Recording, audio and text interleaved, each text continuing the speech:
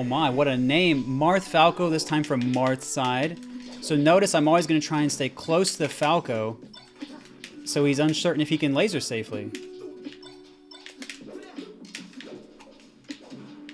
And that was good on Falco to back air me out of the air. Keeps me in a tough spot.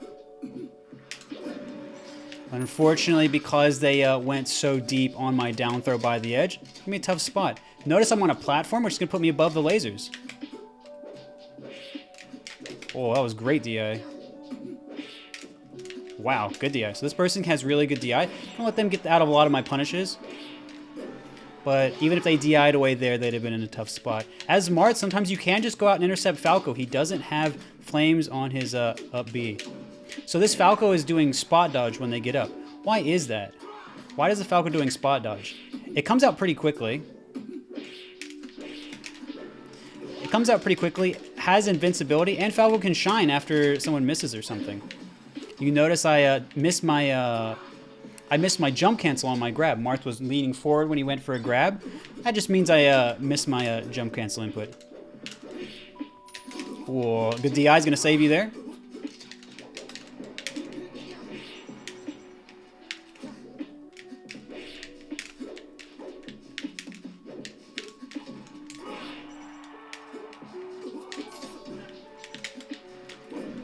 And so, because they had gone out with double laser before, I can just counter that. So that's why I have to be very careful about your edge options as Falco. Edge dash is going to be able to help you.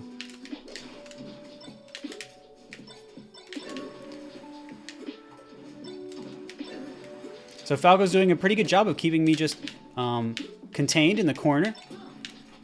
And I tripped him up, and I rolled instead of wave dashing.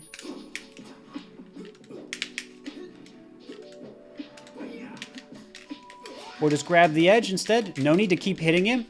Give him a chance to SDI. Notice we're on the platform. Falco actually read that, which was really good.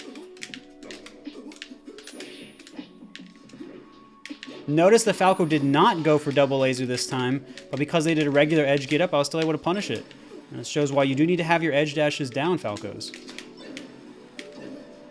We're going to take our time to getting up.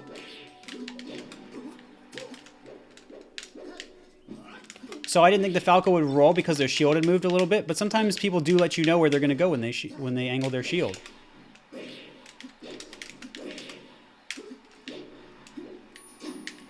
Notice we went out again, just like before. It was on the right side, then we went on the left side, took their jump. So again, Falco's laser auto cancels, so it's going to make it so Falco can attack really quickly and have some advantage when he normally wouldn't. That's going to be his main strategy here. Because I went low and I stayed really far away from the edge, the Falco knew that he could go straight up like that. So that was a really good play on his part.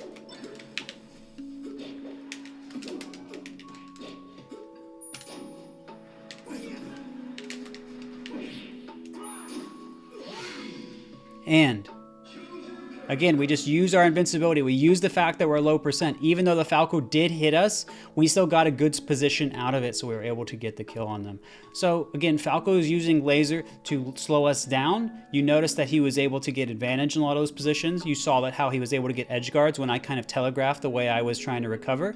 But I also showed you how I was able to use my information from the way he had been on the edge before to eliminate him. And also...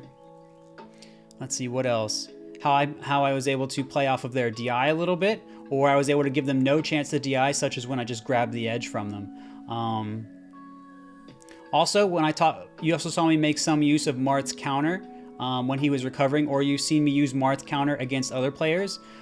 There is a mode in Uncle Punch where you can practice beating that, and I've found it's pretty useful to kind of time your counter press to right before you touch Marth's foot if you want to try and get the counter. So it is a little counterintuitive, if you will, because normally you can press much earlier, but because Marth has a little bit of an animation he goes through before he does the counter, you have to make sure you are more specific with your timing than if you just press it while you're up being, like for most moves such as Falco's down smash or down air.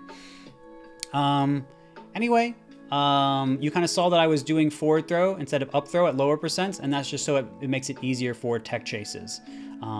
On platforms, they can do slide-offs more, so I just prefer doing the forward throw, wave dash, tech chase. But you can do whatever feels most comfortable to you. Anyway, GG's to my fellow doctor opponent, Falco, and hopefully you guys thought these games were interesting.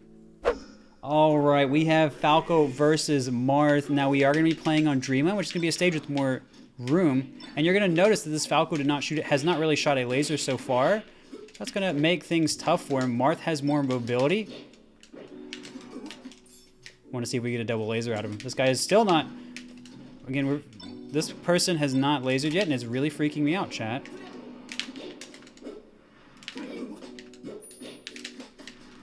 We grab the edge first, so we have invincibility against Falco. That's going to be about... Well, there's our first laser.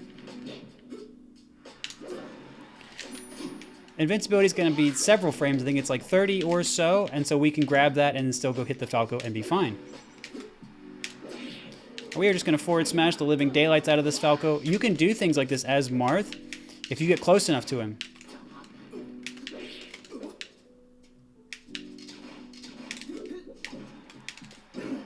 And that's going to be a good punish coming out. Notice how differently things went for the Falco once they started lasering. Nope, still not going to laser. Now you're going to notice I'm not wave dashing very much against Falco. Why am I not doing that? It's because Falco interrupts my wave dash a lot. He's got a lot to say about it.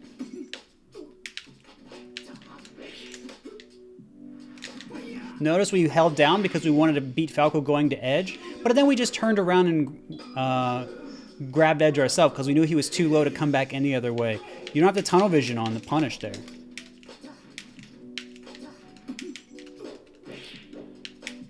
So we're looking for a roll from this Falco, and he's not giving it to us. That's really good. Oops, didn't quite do that right. Oh wow, look at the SDI. They went up so high, they went onto the platform. So I'm dash dancing a lot against Falco because I want to make use of being able to reposition quickly in between lasers. But if he stops, if Falco should stop for lasering for some reason, notice I can move in there and get a punish.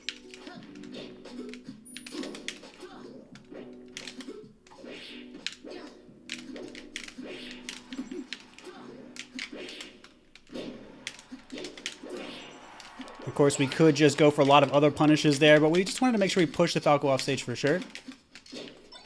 Now notice the Falco jumped in with the laser right there, right? Oops, messed that up. We grab the edge in case Falco wants to go for an early side B to edge. So you notice I'm trying to cover all sorts of possibilities that the Falco's not even doing, just because I want to make sure that the hardest stuff is taken care of. That was a good hold down from the Falco there. Oh, and they messed up their tech, but I messed up my tech on coming in and punishing. And there's the immediate side B that I kind of was thinking about before, but I wasn't ready for it that time. Notice I had time to walk, but if the percent of the opponent was higher, then I would not have had time to walk. So your percent on your up throw matters. And notice that the Falco is immediately... the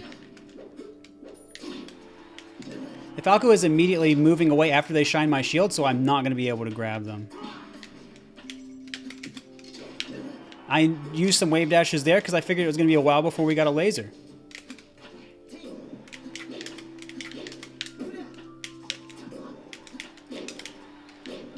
And we saw the ring of their double jump. I don't think they were aware of it, which is why they shined. They probably wanted to shine before double jumping. That's a common Falco habit.